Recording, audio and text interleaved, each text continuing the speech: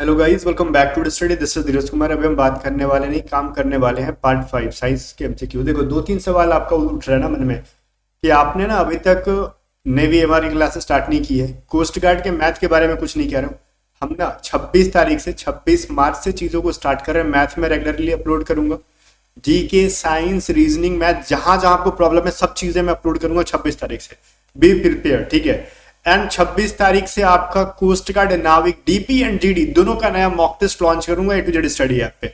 अब बोलोगे इतनी चीजों को डिले क्यों कर रहे हो, मैं आपको बताऊं। देखो, आप सोच रहे होगे ये तो ठीक है, आपने टफेस्ट शिफ्ट लिख दिया, ऐसा क्या चीज है ना जिसमें कि टफेस्ट शिफ्ट है। आप एक बात बताओ मेरे को, कोस्ट गार्ड क्या ऑफिशियल आंसर की जारी करता है एग्जाम के बाद? बोलोगे नहीं। जब ऑफिशियल आंसर की नहीं जारी करता है तो फिर उस सिचुएशन में ऐसे क्वेश्चंस को उठा के लाना। मैं दिखा रहा हूं आपको, मैं कुछ क्वेश्चन दिखा रहा हूं आपको, रुक जाओ। ये नहीं है, ठीक है, कहाँ गया? हाँ देखो, ये तो खैर इजी वाला क्वेश्चन है। कुछ क्वेश्चंस हैं डिफिकल्ट वाले। वो सारे क्वेश्चंस आपको कैसे मिल पाते हैं?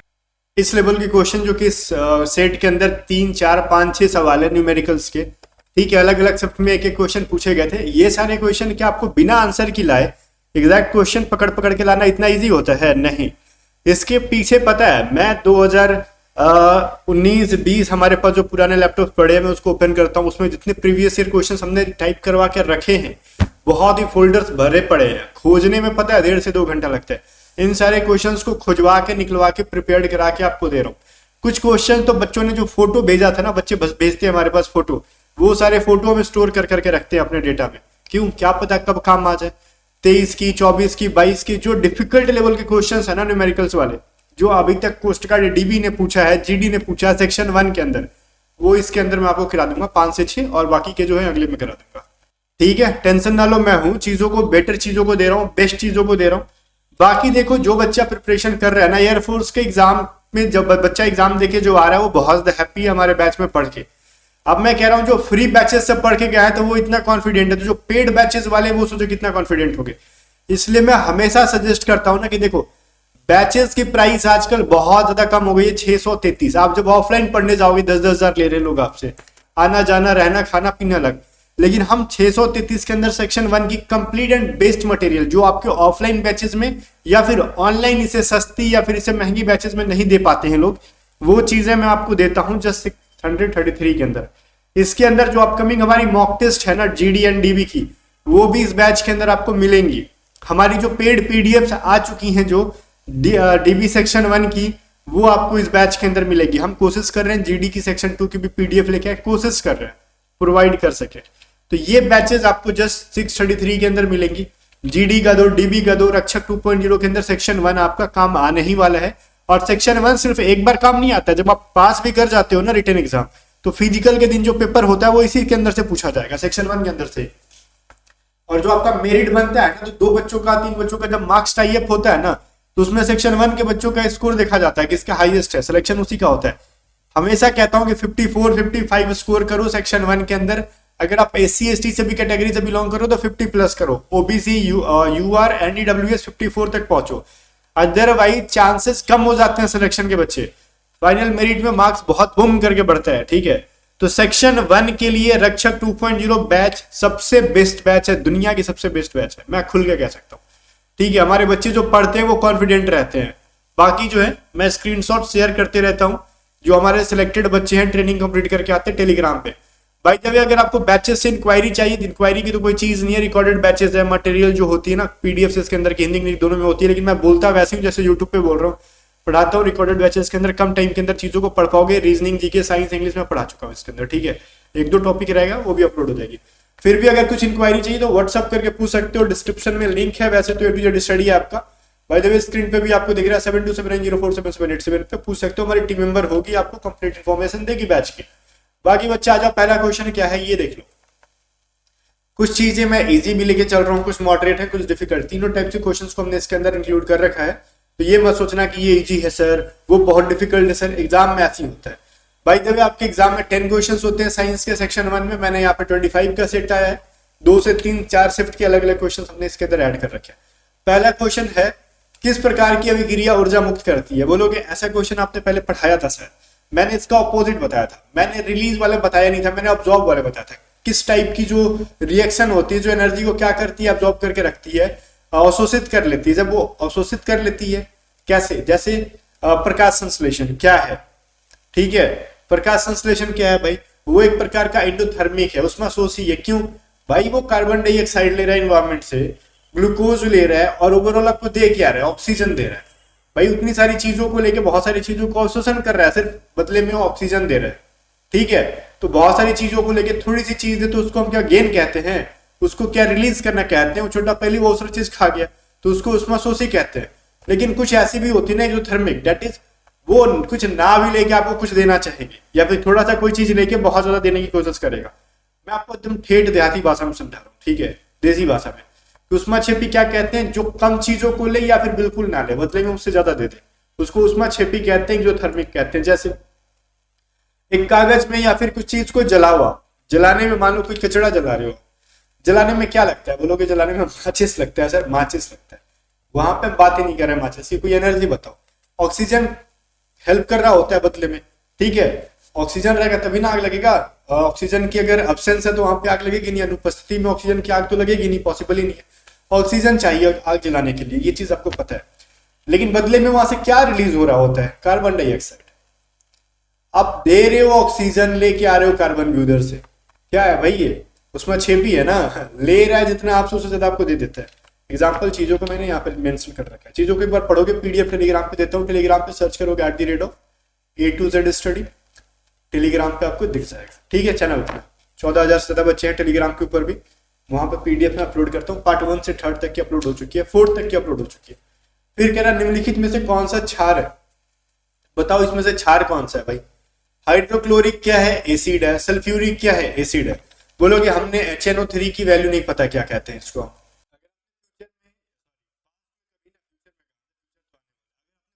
कभी भी नाइट्रिक एसिड का नाम सुना होगा तो इसी को कहते हैं HNO3, ठीक है। अब बोलोगे ठीक है, ये भी क्या भाई, आपने कहा नाइट्रिक एसिड, तो ये भी एक प्रकार का क्या हो गया, एसिड ही हो गया ना, ठीक है। अब बचा कौन सा, ये NaOH। बोलोगे ये क्या सीन है सर, तो ये है Na का मतलब सोडियम है, इधर हाइड्रोक्साइड है, सिंपल सा लॉजिक है, ठीक है। तो ये क्या, सोडियम हाइड्रोक्साइड, तो ये एक प्रकार का बेस है जिसको हम क्षार कहते हैं, ठीक है। बाकी सारे एसिड्स हैं। चलो हाँ, हमने यहाँ पे लिखा भी है सोडियम हाइड्रोक्साइड, पढ़ सकते हो। आगे आ जाओ, किस प्रकार की तरंग को यात्रा करने के लिए माध्यम की आवश्यकता होती है। एक चीज आपने पढ़ा है, ऑप्शन को पहले पढ़ लो, मान लो डायरेक्टली अगर आंसर नहीं आता तो ऑप्शन को पढ़ो। विद्युत चुंबकीय तरंग, ध्वनि तरंग, प्रकाश तरंग, गामा तरंग, ठीक है। एक चीज तो आप प्रकाश तरंग को नहीं कह सकते, क्यों नहीं कह सकते भाई, मैं एलिमिनेट करने का समझा रहा हूँ आपको। एक चीज को कट कर लो, प्रकाश तरंग अगर मान लो याद भी नहीं आ रहा ना किसको एलिमिनेट करे, तो सी को तो आंसर करने का ही नहीं। क्यों, क्योंकि पता है ना कि सन से जो आ रही होती है प्रकाश, अपने तक लाइट आ रही है, तो वो कुछ वैक्यूम को भी फेस करके आ रही है ना, क्योंकि यूनिवर्स के अंदर तो निर्वात है, वैक्यूम में फिर भी प्रकाश आ रही है आपके पास। मतलब क्या भैया, लाइट को किसी मीडियम की जरूरत नहीं है, वो वैक्यूम में भी क्या कर सकता है, मूव कर सकता है, ठीक है, ट्रेवल कर सकता है, कोई दिक्कत नहीं है। और हमने साउंड के बारे में क्या सुना है, बोलोगे क्या सुना है बताओ कुछ तो बताओ क्या सुना है। हमने सुना ना कि साउंड क्या, अगर कोई मीडियम जितना सॉलिड है उसमें साउंड की स्पीड उतनी ज्यादा रहती है।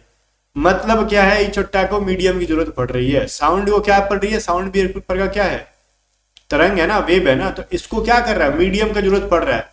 गैस में साउंड का स्पीड कम रहेगा, लिक्विड में थोड़ा सा ज्यादा होगा, एंड जितना ज्यादा सॉलिड उतना ज्यादा उसकी स्पीड, ठीक है। अगर एक लकड़ी का टुकड़ा ले लो, स्टील का टुकड़ा ले लो, स्टील में उसकी ज्यादा स्पीड ज्यादा रहेगी, सिंपल सा है। मतलब मीडियम की जरूरत पड़ रही है उसको, ठीक है। चलो, सापेक्षता का सिद्धांत का खोज किसने किया था, तो ये चीज पता है ना कि अल्बर्ट आइंस्टीन ने किया था। इसमें तो फिर हम कुछ बात ही नहीं कर सकते, ये बहुत ही पॉपुलर सा क्वेश्चन है, ठीक है।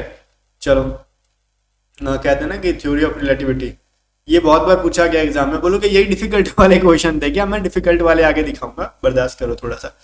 ज्वालामुखियों के लिए ऊर्जा का प्राथमिक स्रोत क्या है, अब बताओ मेरे को। इसमें अगर आप सौर ऊर्जा कहते हो कि ज्वालामुखी ना उद्गम के लिए सौर ऊर्जा चाहिए, तो भाई पूरा पृथ्वी ज्वालामुखी बन जाता है ना, कि सूर्य की ऊर्जा तो सब जगह पहुंच रही है, तो पूरा पृथ्वी में बुड़ाम बुड़िम शुरू हो जाता है, फूटने लगता है ज्वालामुखी। नहीं ना, उसको क्या चाहिए, अर्थ के नीचे कोई एनर्जी है तो उसको क्या कहेंगे, वाइंड एनर्जी तो है नहीं, वो न्यूक्लियर एनर्जी है नहीं, वो क्या जियो थर्मल एनर्जी है, जो कि अर्थ के अंदर ही मिलेगा। जियो आ गया मतलब भूमि से रिलेटेड हो गया, और भूमि के अंदर की जो भूताप है, टेम्परेचर है, बढ़ रही है, तब जाके वहां पे क्या हो रहा है, ज्वालामुखी उद्गम हो रहा है। तो ये तो बेसिक सा क्वेश्चन था, लॉजिक लगा लेते, सेंस लगा लेते, आंसर आपका हो जाता है। आगे बढ़ते, निम्नलिखित में से कौन सा एक उत्कृष्ट गैस है? नोबेल गैस कौन सा है भैया? ऑप्शन के अकॉर्डिंग हीलियम ही है ना नोबेल गैस। चलो इजी सारे क्वेश्चन थे, मैं बढ़ रहा हूं। प्यारा सा क्वेश्चन एक और है, पृथ्वी की सतह पर गुरुत्वाकर्षण के त्वरण का क्या है? मतलब क्या है? स्मॉल जी की वैल्यू क्या है बताओ। मैंने ये चीज आपको पेड बैचेस में पढ़ाई है, यूट्यूब पे भी पढ़ा रहा है। स्मॉल जी की वैल्यू क्या होती है? इसको क्या कहते हैं? Gravity due to sorry acceleration due to gravity. ठीक है, गुरुत्व जनित त्वरण इसको कहते हैं हम लोग। गुरुत्वाकर्षण के कारण त्वरण को क्या कहते हैं? शुद्ध हिंदी में गुरुत्व जनित त्वरण, that is acceleration due to gravity, जिसकी वैल्यू होती है 9.8 मीटर पर सेकंड स्क्वायर। ये कब काम आएगा बोलोगे? इसका वैल्यू क्या करेंगे रट के? या तो डायरेक्टली एग्जाम में देता है या फिर न्यूमेरिकल में इसका काम आने वाला होता है। बोलोगे हैं न्यूमेरिकल में काम आएगा, करके दिखाओ। मैं दिखाऊंगा आगे, चलो। फिर ये कह रहा है निम्नलिखित में से कौन सा अधातु विद्युत का संचालक है? मैंने ऑप्शन को थोड़ा इजी बना दिया, मैं इसको डिफिकल्ट भी कर सकता था। बोलोगे कैसे? मैं अगर ग्रेफाइट को यहां से हटा देता ना, कार्बन कर देता, तो आप लटक जाते। बहुत बच्चा लटक जाता है इसके अंदर। ले क्या आंसर करें हम? क्या आंसर करें हम बताओ? तो भाई ग्रेफाइट तो कार्बन का एक प्रकार का प्रूफ है ना, तो मैंने यहाँ पे हिंट दे दिया, बट एग्जाम में ग्रेफाइट नहीं था, कार्बन था, तो बच्चा लटक गया था। ठीक है, फिर आगे बढ़ते हैं। ये सवाल आंसर तो समझ में आ गया ना, ग्रेफाइट है और कुछ नहीं। और ग्रेफाइट ना रहे तो प्यार से कार्बन को करके निकल जाना, और क्या। फिर कह रहा है तूफानों के लिए ऊर्जा का प्राथमिक स्रोत क्या है? तूफान कहाँ से उठते हैं? बोलोगे जमीन से ना। असली तूफान जो है ना वो समुद्र से उठता है। ठीक है, हरिकेन जो होते हैं वो समुद्र से। तो समुद्र वाली चीजें क्या है? बोलोगे कुछ नहीं, ऑप्शन बी के अंदर है, गर्म समुद्र के पानी। ऐसे ऐसे सवाल एग्जाम में पूछे गए थे, तो बच्चा कह रहा सर ये सवाल ना आपने पढ़ाया ही नहीं था।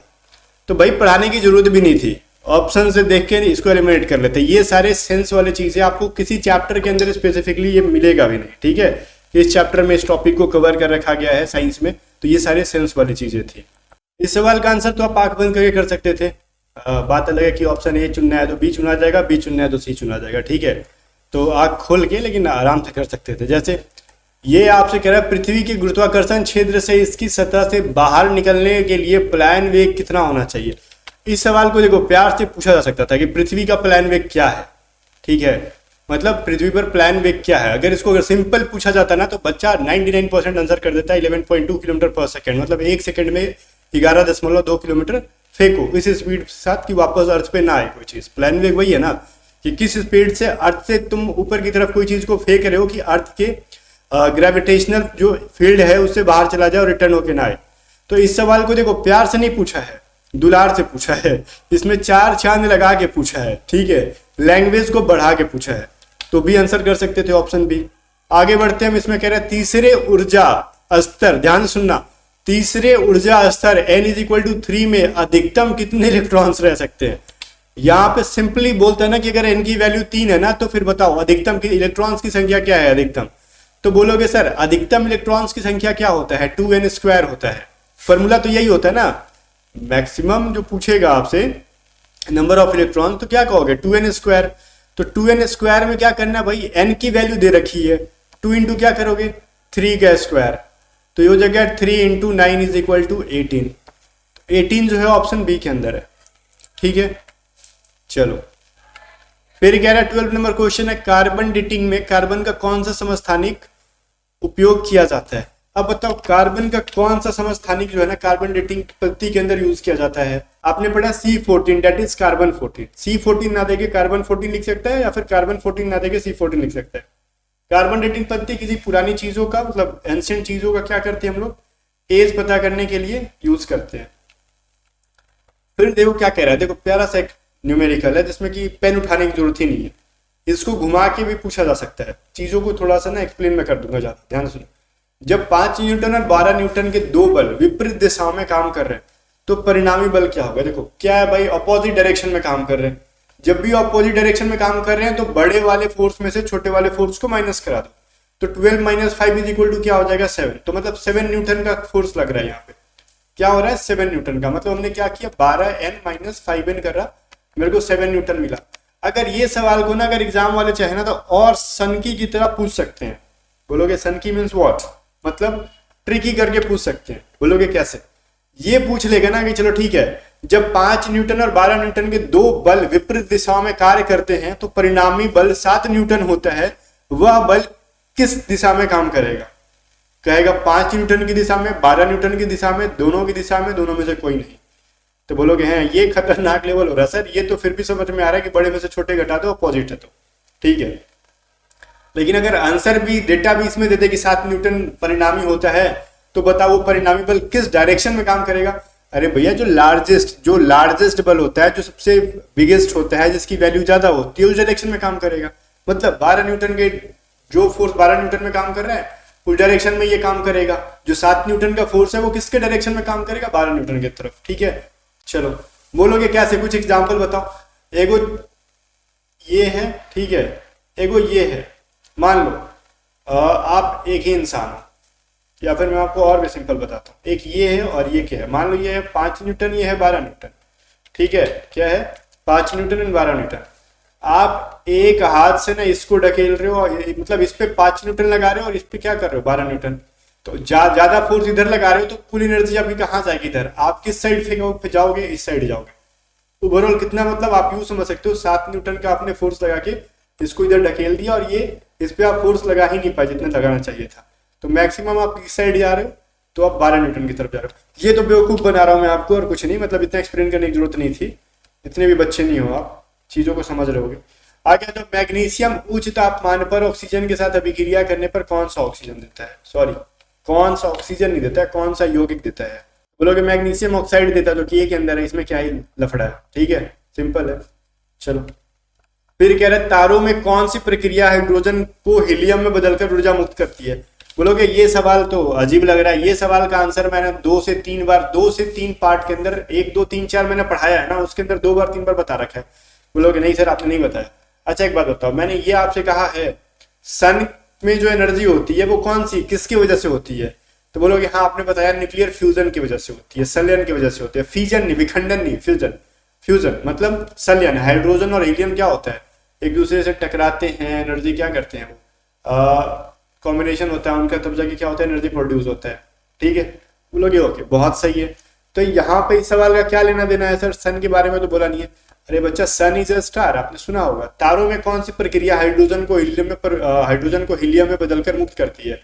मतलब 2 हाइड्रोजन के छोटे छोटे अणु क्या मिलके क्या बन जाते हैं, उसमें टकरा के हीलियम का निर्माण कर रहे होते हैं। सन के अंदर यही ना है, जो कि कुछ टूटता नहीं है, टूटता कुछ भी नहीं है, फूटता कुछ भी नहीं है, वहां पे संलयन हो रहा है, फ्यूजन हो रहा है। तो वो क्या है, ये यही तो एक प्रोसेस है ना जो उसको एक्सप्लेन कर रखा गया क्वेश्चन के अंदर। नाभिकीय संलयन को एक्सप्लेन कर रखा गया, उसका तो एक्सप्लेनेशन है, सिंपल है। आगे बढ़ते हैं।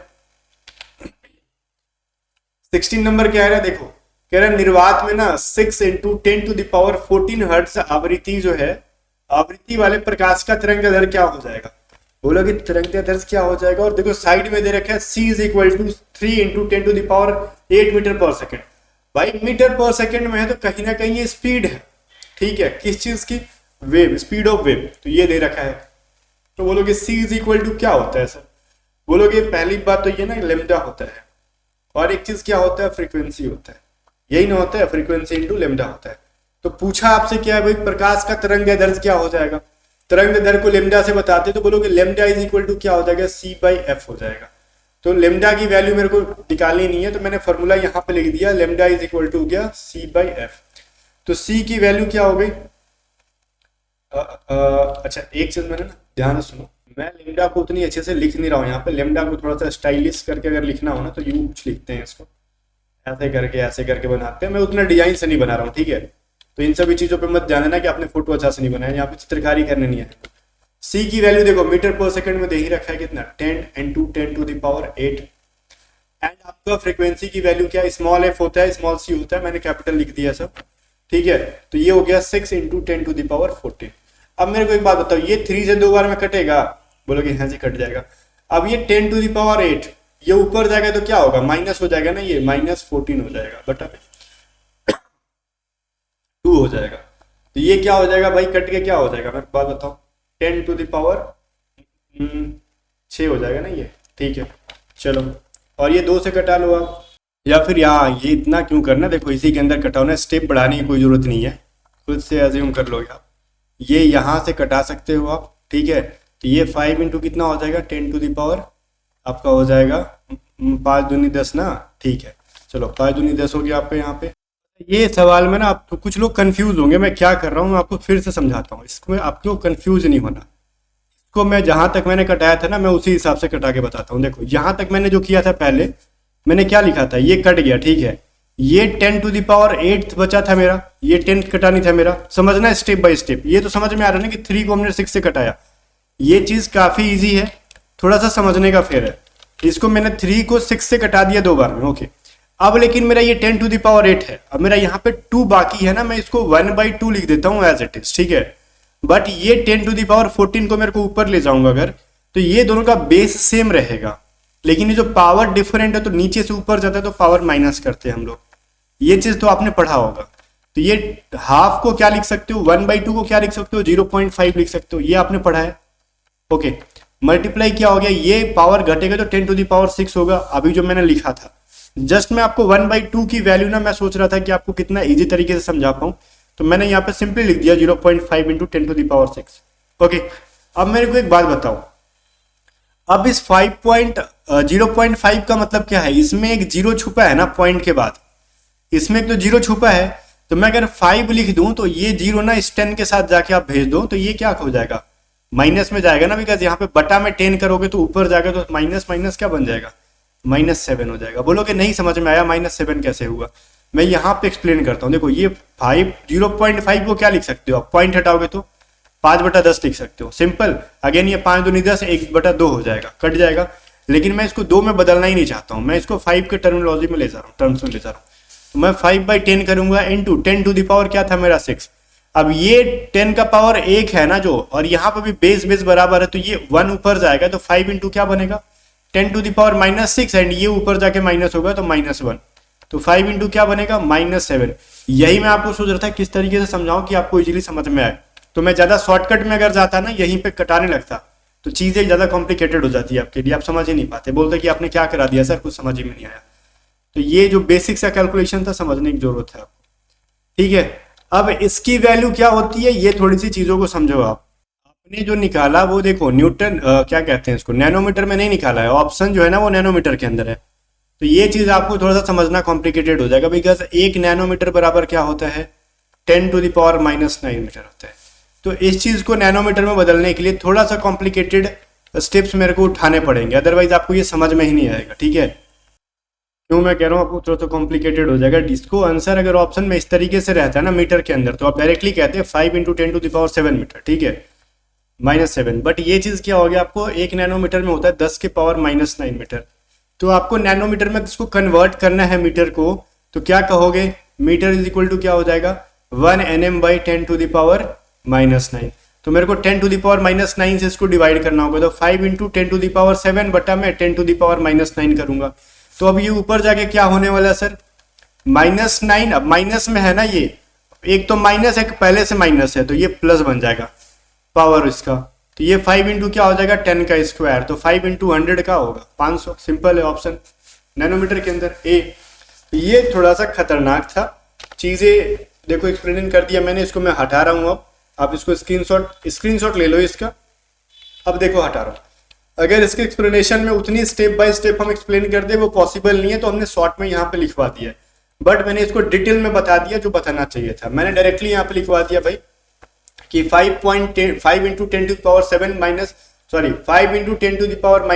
मीटर को ना हम इसका बोल सकते हैं 500 Nm। कैसे बोल सकते हैं यहाँ से समझ में नहीं आएगा, जो चीज मैंने एक्सप्लेन करके अभी बता दिया आपको, और शायद इतना डिटेल में जाके एक्सप्लेन करके कोई बताएगा आपको। अब देखो किसी तत्व का सबसे उच्च गलनांक क्या होता है भाई, टंगस्टन का होता है, तभी तो उसको फिलामेंट की तरीके से बल्ब में यूज करते हैं। हाईली इसका हाईएस्ट मेल्टिंग पॉइंट है तभी ना, अगर लोएस्ट रहता तो बल्ब में कोई यूज करता, फटफट बल्ब फ्यूज होने लगता। ज्यादा हीट को बर्दाश्त कर सकता है, ये जल्दी मेल्ट नहीं होगा, गलेगा नहीं, इसलिए इसको गर्मी से गलेगा नहीं, इसलिए तो इसको बल्ब के अंदर यूज करते थे हम लोग। जो पुराना 100 वाट का बल्ब आता था, 200 वाट का बल्ब आता था, उसके अंदर आ गया जो अब तो फिलहाल अब एलईडी के अंदर कोई फिलामेंट रह नहीं रहे।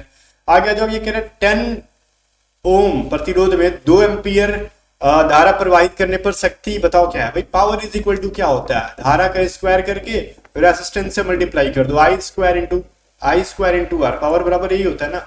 ओके, I की वैल्यू क्या है, हमसे पावर पूछ रहा है, I की वैल्यू है 2 एम्पियर, 2 का स्क्वायर इंटू 10 रेसिस्टेंस है हमारा 10 ओम, तो ये 4 × 10 क्या हो जाएगा 40। चलो वाट, तो 40 कहाँ पे, बी के अंदर है। जो चीजें हैं क्लियर है, ठीक है, समझ में आती है तो अच्छी बात है, ना तो पढ़ाई करो अच्छे से। क्या कह सकते हैं? कौन सी गैस अधिक मात्रा में सांस लेने पर ऑक्सीजन को विस्थापित करके दम घुटने का कारण बन सकती है? दो चीजें मैं सिखा रहा हूँ। ऑक्सीजन अगर मान लो एक रूम के अंदर है जहां पे ऑक्सीजन मिल रही है आपको, फिर भी वहां पे या तो कार्बन डाइऑक्साइड बहुत ज्यादा आ रही है या फिर कार्बन मोनोऑक्साइड बहुत ज्यादा आ रही है, ये दोनों आपका दम घुटा के आपका जान ले सकते हैं। तो दोनों में से जो ऑप्शन में रहेगा उसको आंसर करना, दोनों ऑप्शन में नहीं देंगे। अब ये मत सवाल करना ना अगर दोनों ऑप्शन में दे दिए तो क्यों देंगे भाई, क्वेश्चन सेट करने वाले पागल थोड़ी है कि दोनों दे देंगे। ठीक है, आगे आ जाओ। कह रहे कौन सा दर्पण आवर्धित वास्तविक चित्र बना सकता है? भाई आपने पढ़ा ना कि उत्तल क्या है, वर्चुअल इमेज बनाता है, आभासी बनाता है, तो बचा क्या? ऑर्थो। आगे बढ़ते, कल की पिछले क्लास में ये चीज पढ़ाया था आपको। कह रहा है समताप मंडल में यूवी मींस व्हाट, अल्ट्रावायलेट विकिरण के खिलाफ सुरक्षात्मक परत कौन सी गैस बनाती है? भाई यूवी रेज से कौन सा लेयर बचाता है? सिंपल से मैं पूछ रहा हूं आपसे, यूवी रेज से कौन सा लेयर बचाता है आपको? बोलेगा, आप कहोगे ओजोन। तो इसमें क्या इतना बहुत से करना है, बहुत ही सिंपल सा सवाल था ये। 22 नंबर देखो, -2 डायोप्टर, देखो 2 डायोप्टर नहीं करा, -2 डायोप्टर शक्ति वाले लेंस की फोकल दूरी क्या होती है? बोलोगे हमको क्या पता है क्या होती है। तो लेंस की जो क्षमता होती है ना, जो पावर आपसे पूछ रहा है ना, फोकल दूरी क्या होती है? 1 बाई क्या होता है? F is what, focal distance. ठीक है, तो ये कितना है भाई? -2 है ना, ये -2d है। अब कर लो आंसर, इसका क्या हो जाएगा? सिंपल है। तो यहाँ पे 2 करोगे ना, तो ये मीटर में दे रखा है ना, इसको सेंटीमीटर में चेंज करेंगे, डायोप्टर है तो ये इसको मीटर में ही निकलता है ये, तो -5 आ रहा है। ठीक है, अच्छा एक चीज, 0 नहीं है ना यहाँ पे, मैंने गलती किया, यहाँ पे 10 नहीं है, 1 होता है, तो ये 0.5 आ रहा है। तो माइनस पॉइंट को अगर 100 से मल्टीप्लाई करेंगे सेंटीमीटर में कन्वर्जन के लिए, तो क्या मिलेगा? -50 सेंटीमीटर मिलेगा। Option A is the correct answer. बोलोगे क्या माइनस में आंसर आएगा? बोलूंगा क्यों नहीं आएगा, आएगा भाई, बिल्कुल आएगा, माइनस में आएगा। और ये क्या -5 मीटर, -0.5 मीटर कह सकते हो आप, -0.5 that is in metre, but आपको क्या करना है, सेंटीमीटर में लाना है, तो 100 से मल्टीप्लाई करोगे। आगे बढ़ते हैं, प्यारा सा सवाल था ये सब। फ्लोरीन के बाद देखो, जो मैं आपको दूंगा ना पीडीएफ, उसके अंदर इतना डिटेल में एक्सप्लेनेशन नहीं होगा, इसलिए नोट्स बना रहे हो तो बेटर है, ये शॉर्टकट में एक्सप्लेनेशन होगा, इतना समझा के नहीं होगा वहां पे। फ्लोरीन के बाद सबसे अधिक विद्युत ऋणात्मक तत्व कौन है? भाई फ्लोरीन का मैंने बताया था ना, पॉलिंग स्केल पे इसकी वैल्यू क्या होती है? 4 होती है। ऑक्सीजन की उससे भी कम हो जाती है, कितनी हो जाती है? 3.5 हो जाती है, 3.5 हो जाती है ऑक्सीजन की। पॉलिंग स्केल फ्लोरीन वाली मैंने 2-3 दिन समझा दी है। अगर सबसे ज्यादा ऋणात्मक पूछेगा फ्लोरीन, उसके बाद क्या होता है? फ्लोरीन का पॉलिंग स्केल पे वैल्यू क्या होती है? 4 होती है ऋणात्मकता के मामला में।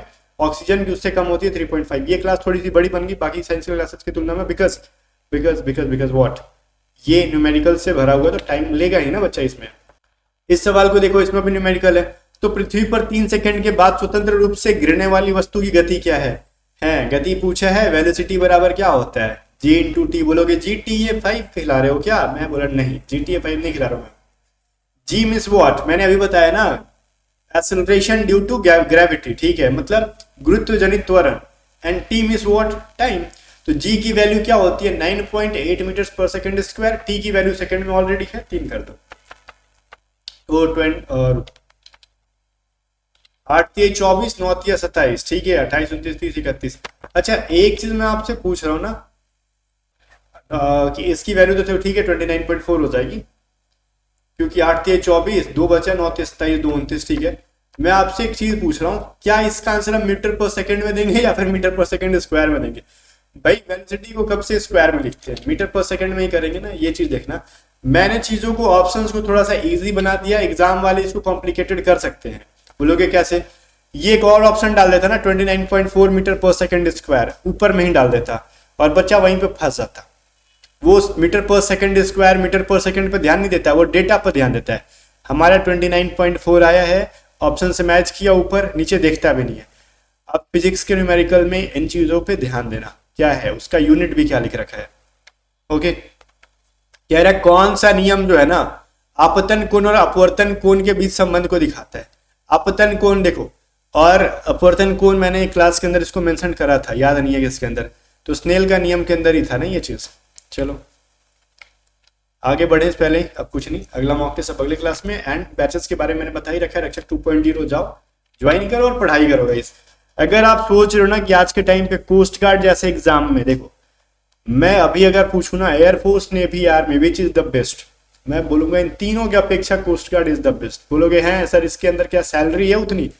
देखो गाइस एटलीस्ट 4 साल के बाद निकलने का जो डर है ना वो आपके दिमाग में नहीं है। आप कॉन्फिडेंट हो कि आप परमानेंट हो यहाँ पे, ठीक है। यूनिफॉर्म मिलती है, डिसेंट लाइफ मिलती है। अब कोई भी आप फोर्स की जॉब लोगे तो रॉयल लाइफ तो आपको मिलेगी नहीं ना, कि घर पे बैठ के खाना पीना मिल रहा है, 8 घंटे की ड्यूटी। वो ड्यूटी आपसे कभी भी करा सकते हैं, बट फिर भी टाइम लिमिट होती है। तो कोस्ट गार्ड इज बेस्ट, ठीक है, अगर आप 10-12 लेवल पे जा रहे हो तो, ठीक है।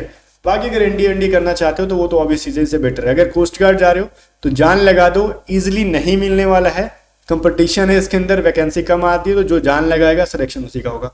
बाकी गाइज मिलते हैं नेक्स्ट वीडियो में, तब तक के लिए बाय बाय। वीडियो को शेयर कर देना और फटाक से स्टडी ऐप को डाउनलोड करके बैच को ज्वाइन करके प्रिपरेशन शुरू कर दो।